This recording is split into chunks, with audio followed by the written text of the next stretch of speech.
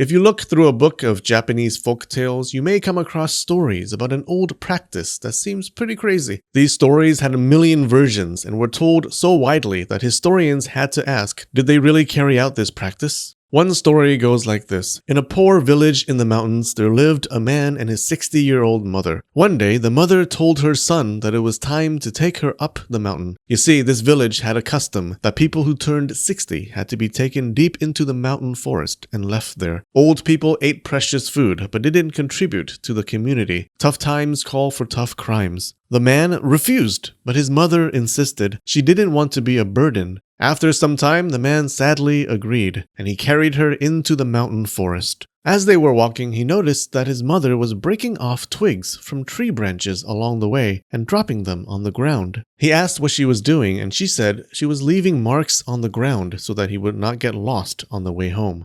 A love tsunami of affection and gratitude washed over the man, and he turned around. He took her home and vowed to take care of his mother from then on. One day, a lord came to the village and gave the villagers a task, a puzzle. He told them to make a rope out of ash for him. People tried and tried, but it was impossible. How could you tie ash into a rope? The man went home and mentioned it to his mother. She was like, oh, piece of cake, and told him to wet some straw with salty water and make a rope with it. After drying it, burn it to ashes. It would keep the shape of the rope. The man thought, wow, mommy is so smart, and he did as she said. The Lord was impressed and asked if the man thought of this himself. That was when he admitted that he did not abandon his mother and that the ash rope was her idea. The Lord thought about this, then declared that people should no longer abandon their elderly parents. Although old people couldn't contribute much physically, they made up for it with their wisdom. In a different version of the story, a man carried his old father up in a basket, and the man's young son tagged along. After the man dropped off his father, the young son said, "We should take the basket back so that I can carry you when you get old." The man said, "Son of a bitch," and carried his elderly father back down.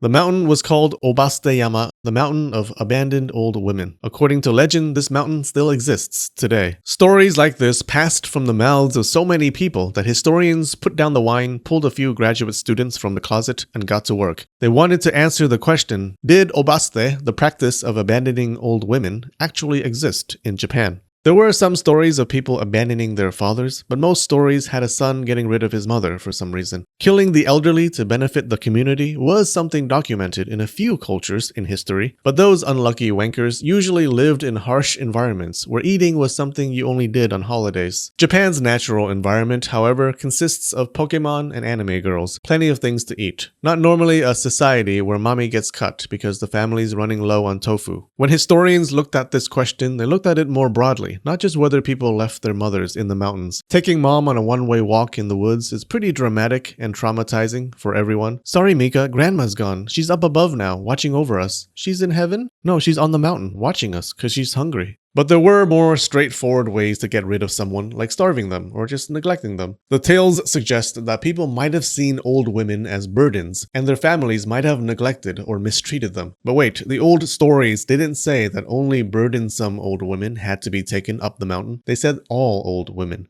What about the women who were successful and had positions of power? Why kill them? That would have harmed the community. The burdensome mother argument didn't really make sense. So some historians said, well, maybe it was something else, like competition between women in the household. The argument goes like this. An old mother typically runs the household, and it's nice being the boss. You're important, you feel needed, and you have a lot to do. But when your son gets married and brings home an ungrateful little hoe-in-law who wants to take your position and is always fighting you, you might just have a heart attack. As the daughter-in-law takes over the role of household manager, it increases the mother's stress and lowers her status, happiness, and maybe even access to food and money, causing the mother to die sooner. That's the argument. It kind of makes sense. Historically, the people in a family most likely to fight were daughter-in-law and mother-in-law. The daughter-in-law always trying to take power, the mother-in-law always trying to get this little bitch to follow the ways of the household. The dishwasher is for drying dishes only. There was a study that looked at families from the Edo and Meiji periods to see if the evidence supported the dangerous daughter-in-law argument. It looked at women who were 60 years old to see how long they lived for, depending on what was happening at home. Yeah, the study marked old age at 60. Some people may disagree. I know you guys don't all think 60 is too old. I've seen the websites you visit. If the argument is correct, then we'd expect to see old women who lived with a daughter-in-law die earlier than women who did not live with a daughter-in-law. And when researchers looked at the data, they did not see that. They saw the opposite. Women who lived with a daughter-in-law survived a bit longer than women who did not. That's a -1 for the argument. Then they looked closer at the ages of the two women and found that if both women were closer in age, mother-in-laws tended to die sooner. Women who had a young daughter-in-law lived on average 25 years after 60, but women who had an older daughter-in-law lived only 16 years after 60. What's happening there?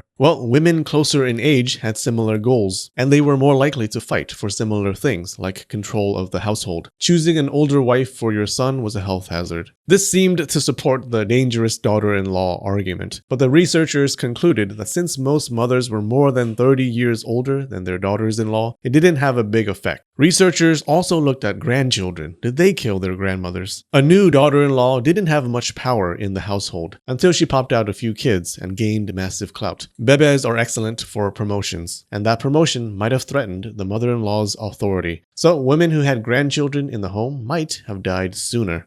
After digging into it, researchers again discovered the opposite. Man, these predictions were pretty shit. Women with grandchildren lived way longer than women without, about 3 times longer after 60. This is why your parents want grandchildren. It's a matter of life and death. Be a good son or daughter and stop murdering your parents. Why were grandchildren the key to long life? It could have been that having an important job, like caring for a grandchild, gave women purpose and happiness. Or it could have been that households that were more well-off produced grandchildren. It meant a couple was able to have kids, the kids grew up and married, and the marriage produced more kids, all without them dying. Back then, kids were like crypto investors. They often didn't make it. So a household that passed all those hurdles was probably doing well financially. It made sense that people lived longer in those households. From the data, it looks like the daughter-in-law wasn't responsible for the death of her mother-in-law. So what was responsible? They found that the women who lived the longest, into their 80s and even 90s, were married women who lived with a young daughter-in-law and had grandchildren. The next group was the largest group, who lived into their late 70s and early 80s. They were married women as a whole.